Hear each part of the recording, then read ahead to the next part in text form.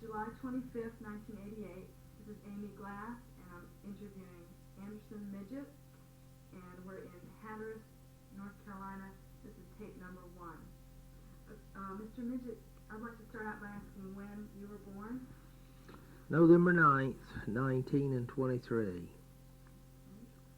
Born at Rodanthe, a little village, first village you come on when you hit Hatteras Island. And what were your parents' names? Was Theodore Stockton Midgett and Ursie Midgett. How do you spell Ursie? E-R-S-I-E. That's an interesting name. Do you know the origin of that name? Yes, that really was a family name. And I have a sister named that also. Do you have any remembrance of your grandparents? Oh yes, yeah, I remember my grandparents, my grandmothers, not my grandfathers that much, because one of them died when I was quite young, and then the one on my mother's side was shot and got blood poisoning in the leg hunting, and the one on Dad's side, well, he died with heart problems back when I was young. So I do have a lot of remembrance of my grandmothers, but not my grandfathers. Did your grandmothers also live in Rodanthe? One of them in Rodanthe and one of them in Waves. At that time it was known as South Rodanthe. South Rodanthe? Yeah. So you lived in Rodanthe and grew up and went to school there then? Yes, ma'am. I went to school there for 10 years and then came down to Hatteras for the graduate, which was, they only had 10 grades in Rodanthe, so I had to go away for my last year in high school. What, did you board down here? Yes, ma'am. Boarded over with Ms. Inez Austin and then stayed out at the Atlantic View Hotel with Scotty Gibson. Was he a classmate of yours? No, these were people that I boarded with that were here. I went to school and run the bus on weekends. So that's how I really got into staying in Hatteras. I never did go back. I've been here ever since. Never lived back home once I left at 14-year-old. I want to ask you a few more questions about Rodanthe before we get down to Okay. Hatteras. If you could tell me any memories you have of growing up in that place that are outstanding in your Oh, it was a great place to grow up because there was plenty of fishing and crabbing and swimming, and we played a lot of ball in the summer, and there was a lot, right much to do. Of course, all of us worked. We had little gardens, and we had a little store there that my dad had built, and we started when I was about 9-year-old, so I had plenty of little jobs to do. Was your father a merchant? My father was a Coast Guard. He was in the Coast Guard even when he died, still in. Of course, he died at 44, and he died when I was 14. So he started the store. He had been in the Coast Guard and then He started the store for us boys, really, kids. So we run the store. He just helped us build it, and we all built it together and started a little store. And of course, my mom really ran the biggest part of it. Just a small grocery store and a dry goods store. That would have been around 1931 or so? It was really somewhere in the neighborhood of 33. So that would have been 34. It really was. Was But it we didn't know that. Did it have much of an effect on the store? We were all poor, but we didn't know it down here. Everybody had plenty to eat. We didn't realize it was depression. Didn't have any electricity, no roads. Didn't have to buy much gas, and you lived off of the land, so you didn't realize it was impression really didn't, to us, wasn't it? We didn't remember only what we read about it, and So it didn't affect your No, no. in the store at all? well, it was just a small store, and very small, and had the flour and lard and butter and the bacon and beans, so to say, for the people in the village that they purchased from. So it was, Did people in the village ever barter or trade for goods that they would get from the store? well, no, not in my day. I'd heard that they used to do a lot of that. No, we used to catch clams and go up in Currituck as kids and trade them off for sweet potatoes and orange potatoes. So you didn't grow many sweet potatoes down in Rodanthe. They were warm like that. yeah. Do you remember what the value? How many clams would bring how many potatoes? No, not really. I really don't.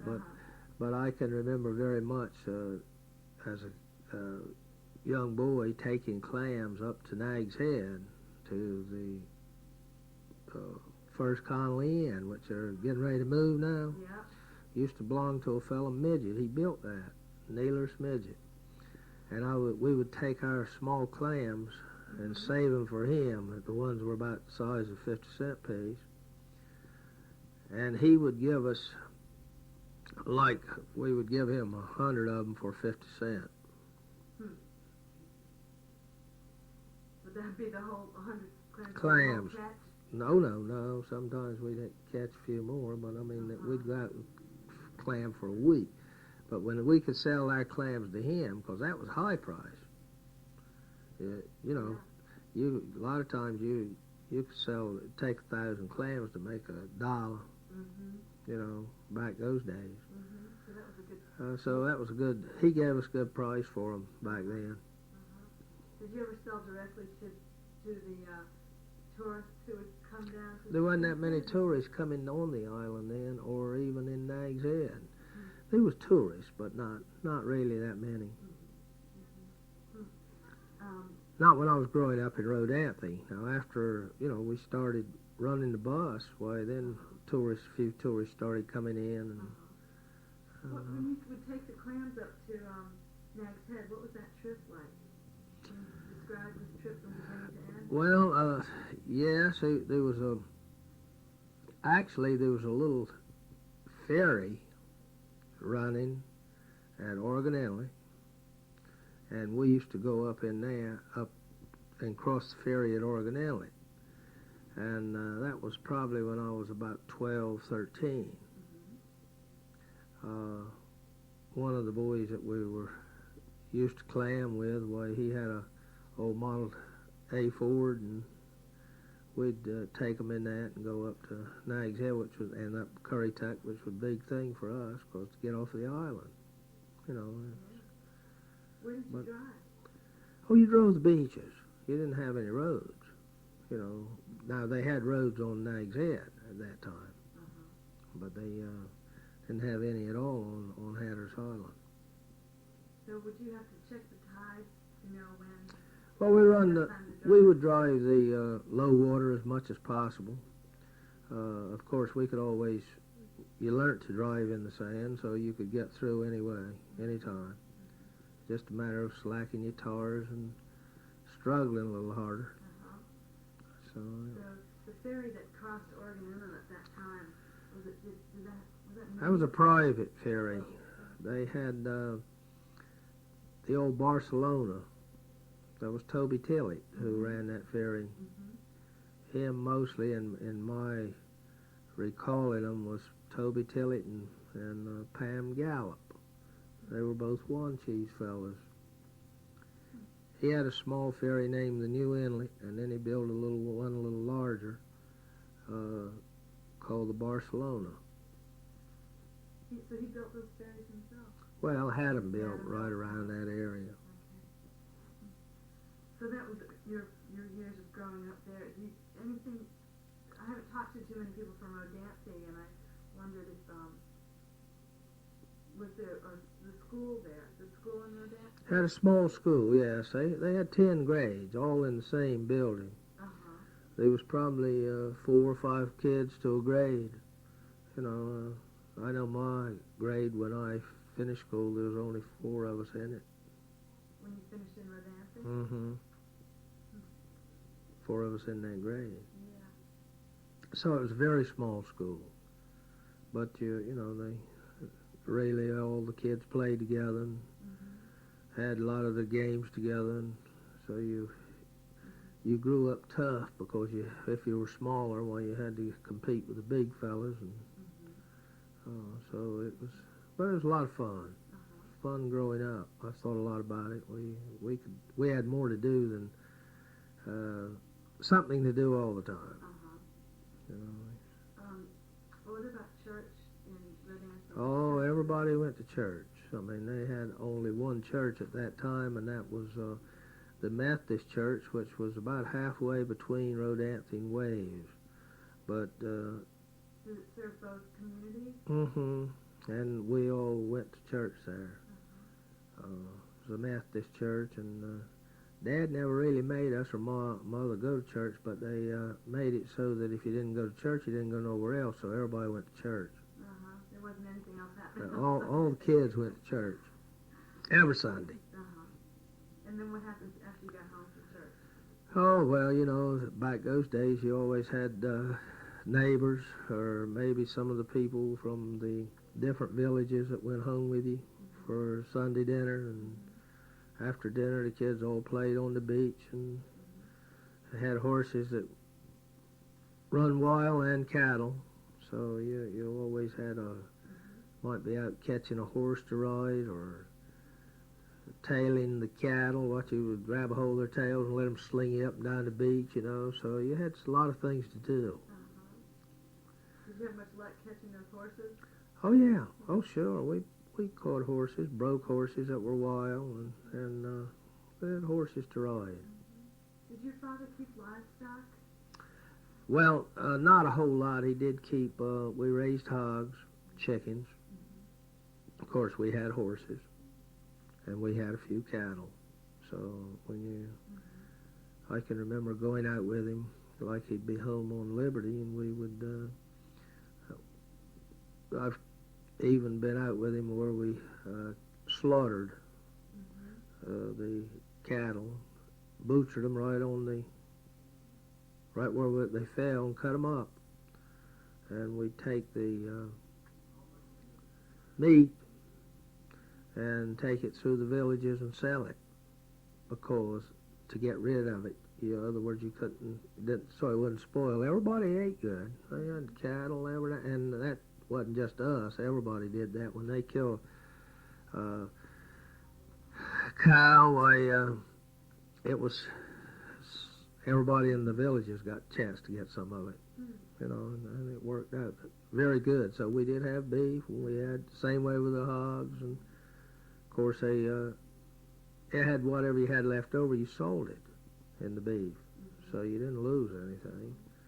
The hogs, when they were slaughtered, why, it was a big day for, you know, the area, and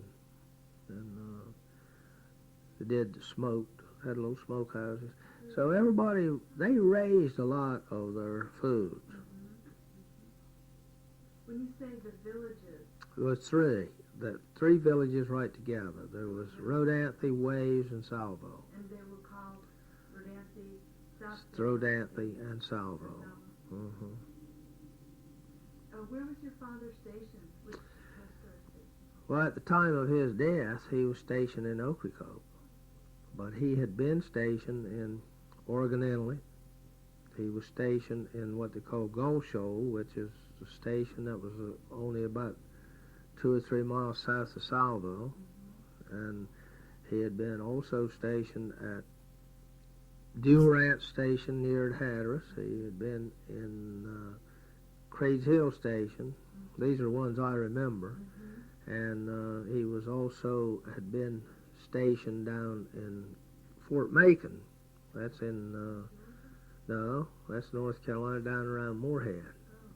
In fact, the family moved down there with him one year, went to school there. The boys did. My brother, Harold, and myself. The other children being younger, wasn't in school at that time. So the rest of the, during the time that he was stationed at the other Coast Guard stations, the family stayed in Rodanthe? That's right. We had a home at Rodanthe, and he came back and forth on his liberties. How long was he out? How frequently did he? Usually about 8 days, and a lot of times when he was stationed in close by, he would come home, in between that at times. But usually from Ocracoke, he'd get home about every 8 days. And did he have a car and would travel? Yeah, he had an old Model A, and then they also had horses that he rode from, like when he was stationed at Gulf Shoal, he rode his horse back and forth home. And also a lot from Oregon Inlet. But he always had an old car, that moved back and forth some. Was there much communication during the time that he would be out at the station, at the Coast Guard station? Did he ever call home or write home? No phones, you didn't call. No phones. We had probably the first phone at Rodanthe, except at the Coast Guard station. If it was emergency, you could always go to the Rodanthe station, which was Chickamaucomico, which we live right next door to. Oh, you did? Our home was right next door to that station. Is it still standing? Yes. Oh, yes. Is it on Yes. the south side of Chickamaucomico? Well, it was on the north side, right north of it. In fact, we moved the older house back across the road and built Mother a new house there at Rodanthe a little later, and I own the brick house now. That's right north of the station. I'll just look at that next time I go. And the old house that I was raised in is right across the road from it, so it's still there. Well, look at that. So if you had to make a telephone call, you would go to the Chickamaucomico station? Yes, and you could make calls from there. Really, there was probably the first phones that came in went in some of the stores, and then you could go and make calls from it. But phones really did not hit the homes until much later, after I was a kid. Did you have a phone in your store up Yes, there? yes, we did. Yeah. Do you recall ever having to use that? Oh yes, used it. I used it. Oh It yeah. was a different kind of system than we have today, though, wasn't it? Oh yes, it was one you rang up on the bill, and everybody had different numbers where you were dialing, and I remember that number was 114. That meant it was you had one long and four shorts for to answer it. Of course, when the phones rang, you could hear them anywhere. Right. And most of the time, they would be even when they started them, like a three-party. That was on that line. So, but it was interesting. Yeah, for sure it was. Did the mail come at your store? Was the mail distributed there? Or was there No, they had a little post office in Rodanthe, and at that time the mail was coming down by boat, and it would come off Rodanthe, and there was a fellow who would take his small boat, shove out to the mail boat, pick up the mail, and bring it back. So it was a daily service. That same boat continued on to Hatteras and bought the mail. Now later, they had what we call mail trucks, and they bought the mail down the beach and dropped them off to the post offices. And then we carried mail back and forth on the bus, that we were operating.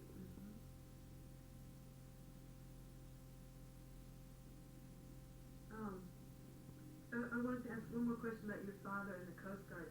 Did you ever go out to the stations with him? Oh yes, oh yes, oh yes. Did you ever see any operations where they did any? Oh yes, I saw them use the Beecher's buoy a couple different times. Really? In fact, I was watched them on a boat that came ashore there at Rodanthe. My dad wasn't stationed there then, but I knew all the fellas it was. I had an uncle and a fella lived next door to us, and I watched them take some people off of a sailboat that came in So where the that beach was sailboat building. it was But grounded. yes, yeah. So that, you got to see right much. I've seen right many boats hit the shores of this island. Mm-hmm. Some of them they got off, and some of them, of course, busted up. I was up there a couple weeks ago and saw the lifesaving service beach apparatus drill. Would it have been? Did you? Similar to that. Uh-huh. Yeah. So they shot what they call the Lyle gun. Shot it out over the boats, and they would bring they bring people ashore on it, and they did a lot of training back those days. They had all the stations did training for that. So they could shoot pretty good, and you ride what they call the beaches buoy. Did you ever ride it? Oh yes, yeah, I rode it. Yeah. As a kid? Yeah, as a kid, it was a great thing, to get in and ride.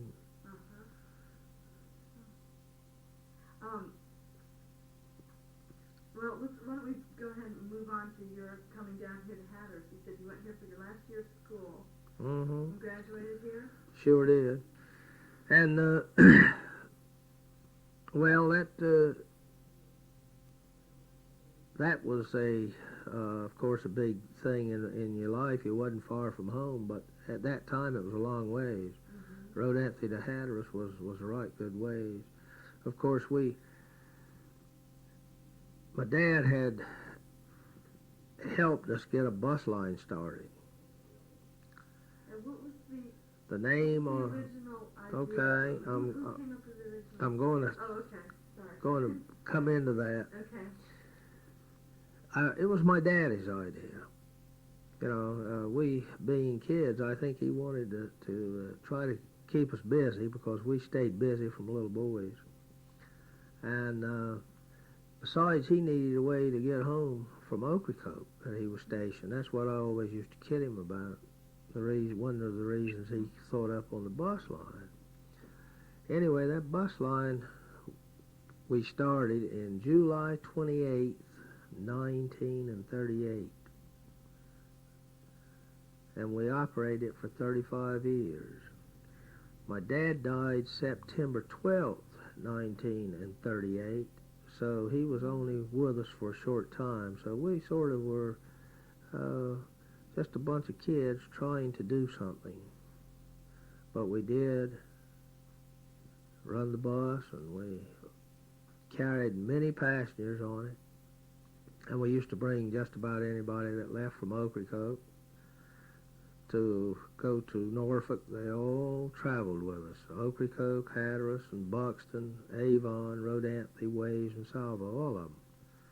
So most of the people that went off island went with us, rode with us. So we got to know just about everybody, in the whole area. Of course, there was no roads at that time. So you drove anywhere you could. We used to call it the 101 roads, because there was no really designated road that you went every day. If the tide was out, you drove the surf. If the tide was in, you drove probably the bank of the beach, or what we would call inside roads, which was a dozen up and down the beaches that you'd pick out which you thought was better.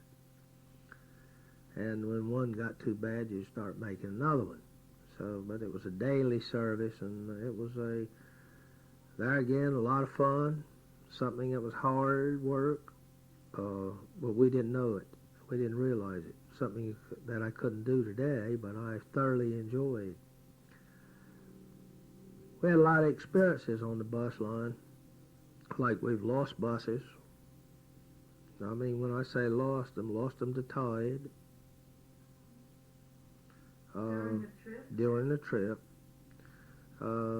We have had inlets were cut in one storm that while we were running the buses in 44, and they had about 4 inlets that was cut on the island, and we crossed those inlets. A lot of times, yeah, in a bus, and a lot of times we drove way out in the Sound, like a mile in the Sound, to get around the deep water in a bus. So we knew buses and we knew the island. So we still continued a bus line even after that. We broke a lot of springs. You know, that was a daily thing. It wasn't unusual to break a spring a day on those buses, work on them half the night to get them ready for the next day. We started our little garage and kept them painted and kept them washed down, and in other words, we did our own work on the buses. There was 3 of us boys. There was Harold, my older brother, who died about 7 years back, and Stockton, my younger brother. There was 3 of us in it together. We worked it pretty hard and steady, and from that bus line, I suppose we've always worked together. You know, our dad taught us to work together. So we came back and really have been working together ever since. So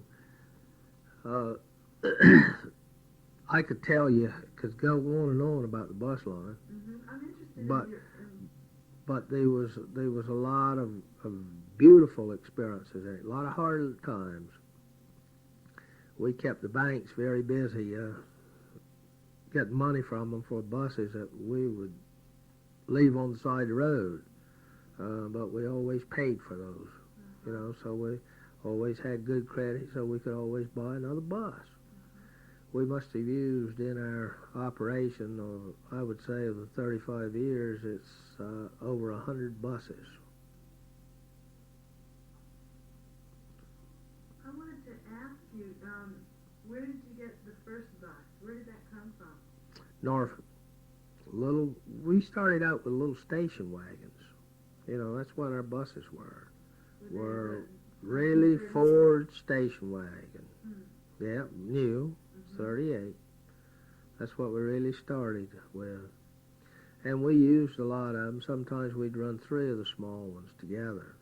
You know, we'd have as many as 3 on the road at the same time. And then we finally got into the buses like school buses, only built higher, you know, so that you have headroom in it. And we run those for years, like the picture you see on the wall. And that drawing was Fulcher boy that used to ride the bus as a little fellow. That he drew that from a picture of the bus line. So you would, did you ever trade in the buses? The old ones? Did you have a relationship with somebody in Norfolk? Well, some of them, but hardly ever. We usually wear them out completely, till they rusted right out. Yeah, we'd use them, keep them fixed. We hardly ever had too much to trade when we got through with them down there. You know, because it was rough on vehicles, very rough. Driving through the Sound, Yeah. I imagine it would be. Yeah. So most of the time we might sell them to somebody. And most of the time we used them right down to where there wasn't much left of them. How did your fare? Did you have a fare system? Your bus fares? Oh yes, I remember we used to get $2.50 from Hatteras to Manteo. What year was that? That would have probably been about in the probably 40, 41. But the fare never did go up over $2.75. You know, it's probably started out originally maybe about $2.25. I think it went to 275, like from Hatteras to Manteo. Mm-hmm. And Is they that one way? one way, yes. Yeah. And we would usually go loaded and come back loaded. And it took really we barely survived on the bus line because it would take what you could make out of it to keep the buses going. Sure. You know, it was but that was our work. So that's a. Where did you start? Where did the bus leave from down here? Hatteras down. We'd meet the boat coming from Ocracoke every morning around 8:15. It would take us. We would take 4 hours and a half from here to Oregon Inlet. That's what that was scheduled. And it was a tight schedule. We'd cross the ferry with Captain Toby, go into Manteo, make connections with the Virginia Dairy Transportation Company bus.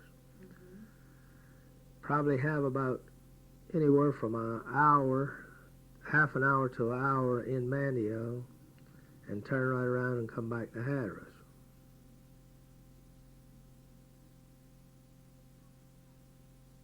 And that was a daily schedule, 7 days a week. And we didn't miss many days. You did that work even on Sunday? Every day. Yeah, every day. Which it taught us how to work. A lot of people wouldn't understand that. They may get that as something that could happen to them. I don't think so, because they'd had the seen part of it. Oh, okay. All right. What did you make scheduled stops along the way in the different villages? Were those on as part of your bus schedule? Oh yes. We stopped to most of the stops we had a little bus station here at Hatteras, which now we have as the old convenient store right next door. And in the other villages we had different places, like mostly the different stores that we had scheduled stops, and people would go to them, or if they were right on the road, we'd always stop and pick them up wherever. Like if their home happened to be on the road, they knew to set their suitcase out, and we'd stop and pick them up. And same way on coming back, if we were coming right by, you know, we'd stop and put them out at their homes. But we did have scheduled stops in each village. Did you have many travelers or tourists who weren't from the island, who were traveling, say, from south-north or north to south? Well, most of them were coming either here or to Ocracoke, you know, or on the island. It wasn't like they were going all the way through, you know, like going off. But we had right many tourists that would drive or come in by bus to Manteo and take our bus and come down. Fishermen, you know, we brought a lot of fishermen down at that time, and even campers that we've brought down that would camp different areas of the island. But most of our people were natives. All the people that went away to work in the first of the war,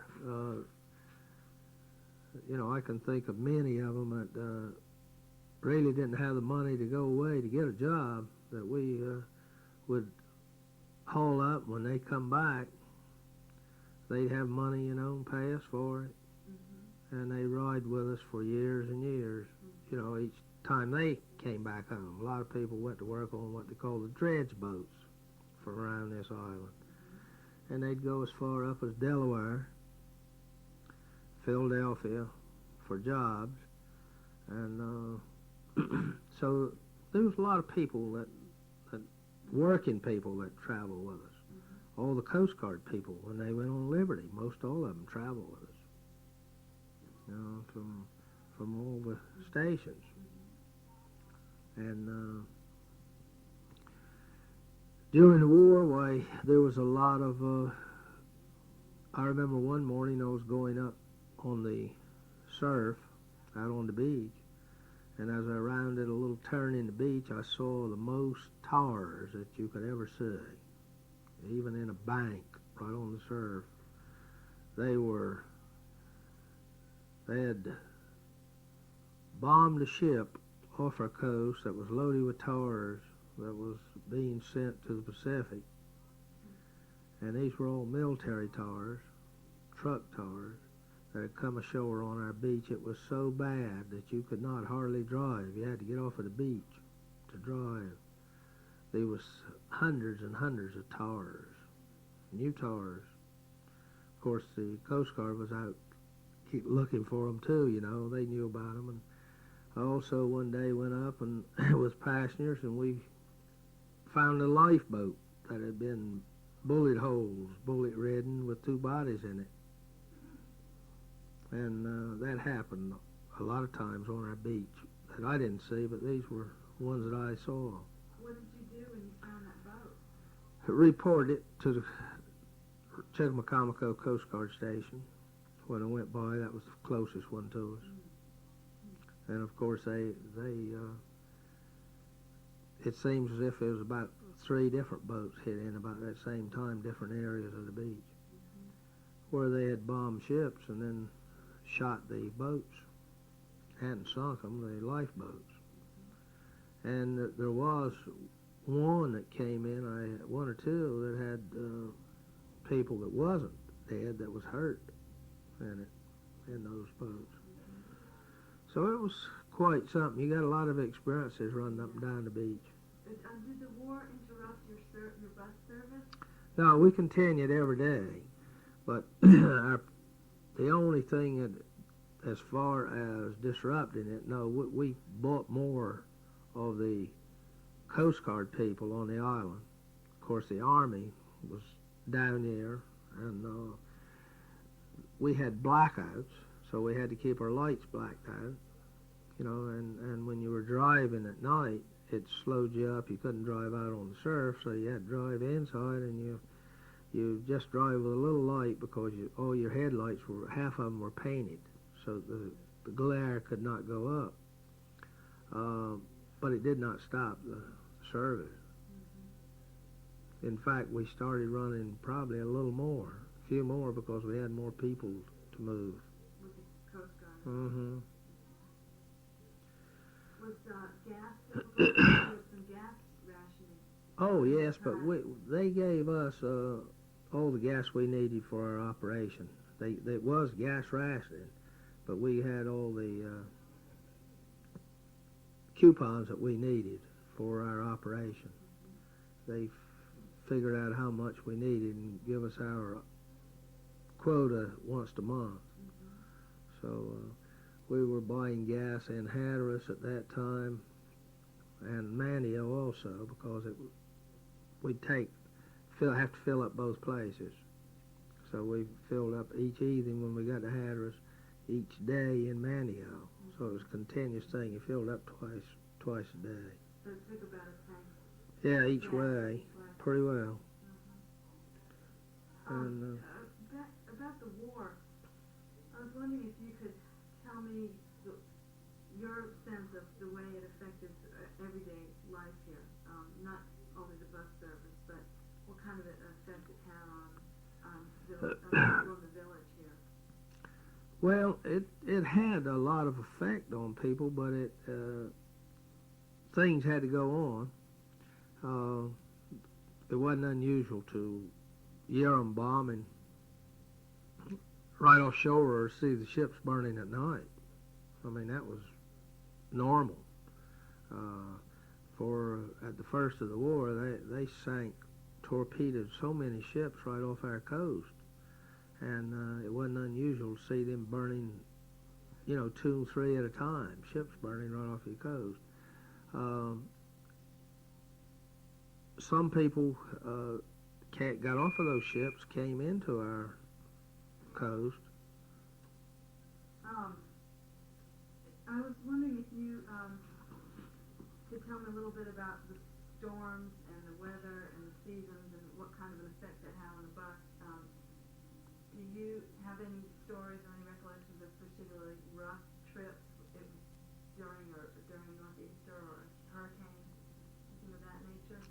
Oh yes, northeasters were always a little rough after they'd been lingering around for a week or so, because we used to get a lot more sea tide come across our beach than we get now. So after the '44 hurricane, which was probably the worst one that ever been on our island, it was in my remembrance, and most of the older people that I've talked to's remembrance, which did a lot of damage. Then the beach was pretty flattened out from it, and so we got a lot of sea tide running over after that. And it made, a lot of times it made the bus operations pretty rough, but we learned how to cope with it. We could go through it. We could go from one hill to the next and catch it, and we've, a lot of times, instead of the 4 hours from Oregon Inlet to Hatteras, it took us 8 and sometimes 10, and I have spent the night on the beaches, so you know, all of that made a difference. Did you So, have a whole bus load? oh yes, oh yes, oh yes. Well, how Most of them did. Most of them realized that we, even though we were young, we wasn't going to do anything to jeopardize their safety, and so a lot of times that was the reason that we have stayed on the beach, when probably we may have got through if we got caught bad on it. But we always made out pretty good. We did you have to have any insurance? oh yes, oh yeah, oh yeah, we had liability insurance. Had to carry it, which was very expensive, but carried it. I never had the first passenger to ever get really hurt on our bus line in 35 years. That says a lot. Did you ever have any accidents? Very few, very few accidents. In fact, I don't know of no major accidents at all. We had, I don't know whether you're familiar with insurance, we had Markel Insurance, and they make safety driving, and when I quit driving, I had a 35-year driver's pin where they had not been called in for anything. That's very commendable. So I drove a lot of years, a lot of miles, and but everybody said we were hard drivers, and you had to be hard drivers to make that. You know, probably, and it would seem almost impossible to do today to people, but they go out on the beach, but we did it every day, and you were used to it. So it's. When were the roads paved? They started the paving of the roads in '51, and I bought a new bus to have when the roads got paved. I thought it was going to be the great thing, and of course I wore that out before they finished the road, which was a '52 bus. So I would say roughly, that probably got the roads finished paving in maybe about '54, '55. Did they work their way down or up? They started from Hatteras, and first paving they did was Hatteras to Avon, which was good in a lot of ways. But then you had a long stretch of the sand from Avon on to Oregon Inlet, and then they paved from Nag's Head, which we call the whalebone, down to Oregon Inlet. And finally they paved between Avon and Rodanthe and put all the villages together, which was good for the island, and we still had 13 miles of sand. And they finally got it all together, all done at different stages. And then in '62, we got the bridge. That was the first bridge. Up until then, they had ferries. Is that not that's not the current Bonner Bridge? Yeah, same The one. same bridge? Yeah, oh yes, It's yeah, 62. 62. Yeah. So you were taking the bus over on the ferry during the time that bridge was being constructed then? Oh yes, all the time. You saw that bridge? Oh yes, oh yes. That was a pretty sight. Yeah. That bridge got to be very pretty. I still think it's the pretty sight that I ever saw is when you're hitting that bridge. You don't have to wait for ferries and don't have to take the ferries. You've seen the land migrate then to the south? Yes, the inlets have always moved south, and if they don't, get some breakwaters, they're going to continue coming south. All inlets have, and the only ones that haven't is the ones that they put breakwaters to stop it. I think we're being used probably as a testing point because but there's no way to stop the inlet from moving south unless you breakwater. That's been proven all over the country.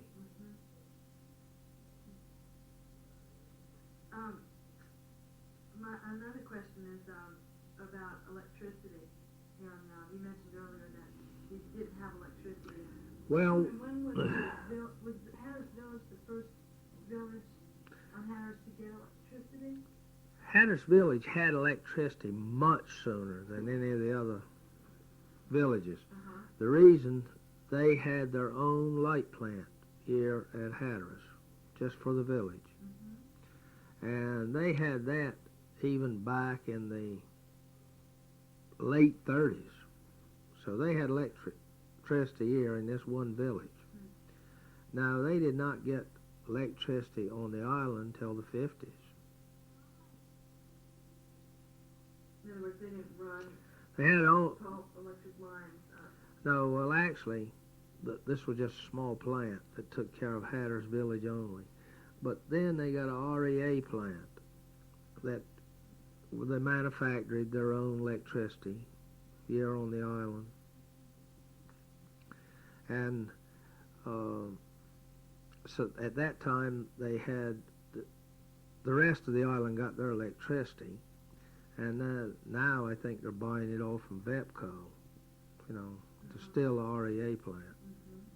Where was that first REA plant? In Buxton. That's I believe they used to keep the engines up so they could start them up in emergencies, but I don't even know that they keep that up anymore. So you didn't have any street lights? Oh no, Anytime? no, Really? not until the 50s. During was it the Ash Wednesday storm that cut the inlet Mm-hmm. north of Buxton? That was 61 or 62. I don't remember, somewhere right about then.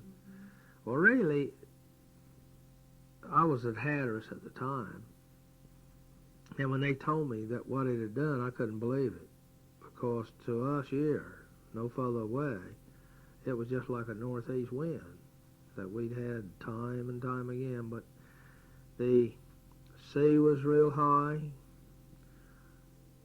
There was a narrow place up there that had been opened up years ago for boating coming in.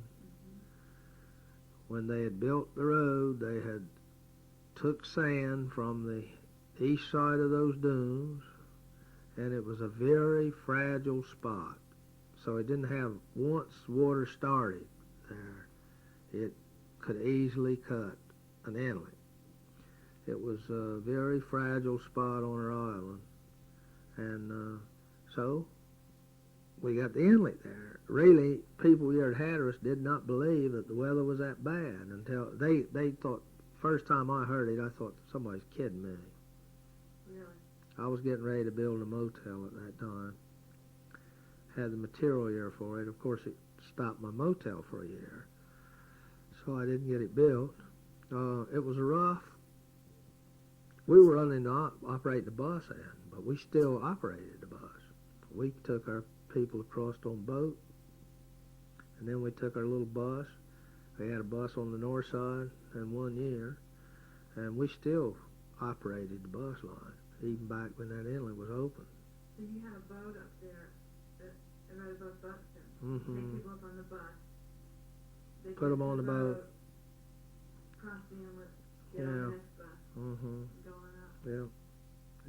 That must have been a pretty good sized boat to take people and load No, them there. well, it wasn't that. We didn't have that many people. Uh-huh. So, Uh-huh. you know, so it How long was, did that inlet stay open? gosh, honey, it was probably about 6 months, maybe. Mm-hmm. Not much over that, I don't think. Does the Army Corps Of engineer closed it up. Uh-huh. They pumped sand from the sound, and it was pretty hard at first to get it closed. Everybody went up and worked at it, putting old cars and everything else. I put a whole many one up Mm-hmm. up there to it, because everybody was trying to get that inlet closed. There was a lot of tide went through it, Yeah. and but once they got the tide stopped from running through it, why, you know, they closed it pretty easy. I was wondering if you had, I know people have told me a lot about travel, they would travel the sounds on boats during the period that you've had the bus service run, I guess during the same time as well, travel that way. Did you feel like there was any competition, or was there any other kind of transportation service in place besides your bus service? Was the only real transportation they had at that time.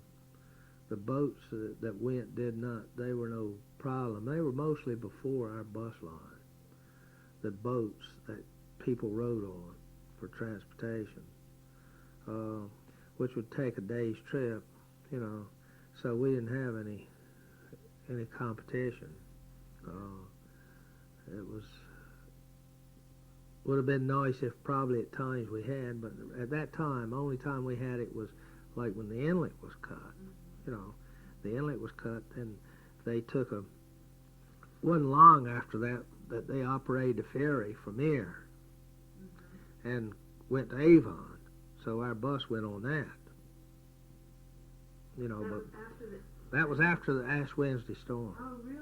I didn't know that. Oh, yes. There was a ferry from Hatteras? Oh, yeah, they started this. It took a while to get it in operation, but I'm talking about when we went up and had a little boat up there, we carried people across. Right. That was a continuous thing, day in, day out. But right after that, maybe in a few weeks, they bought one of the ferries from Oregon Inlet at that time, and they started an operation from Hatteras and to Avon, and we took our bus on that from here, from here, and went to Avon. And sometimes we left our bus at Avon and let the people ride the ferry that were coming from here, going up and going up. So, but it was a lot of inconvenience, and it was a lot. We had a lot of people come to look at the inlet, but you know, there's been a lot of experiences on Hatteras Island, a lot of history for Hatteras Island. Take a long time to get it all. That is true. That is true. Well, I thank you for your time. I really do appreciate it. You're sure welcome. I still think as a child I enjoyed the island very much. I don't know where I could have grew up to got any more experience. Yeah. We've been in real estate for a right good while, and I've enjoyed that, but I still enjoy getting out on the beach. Still enjoy driving the beach. Oh, good.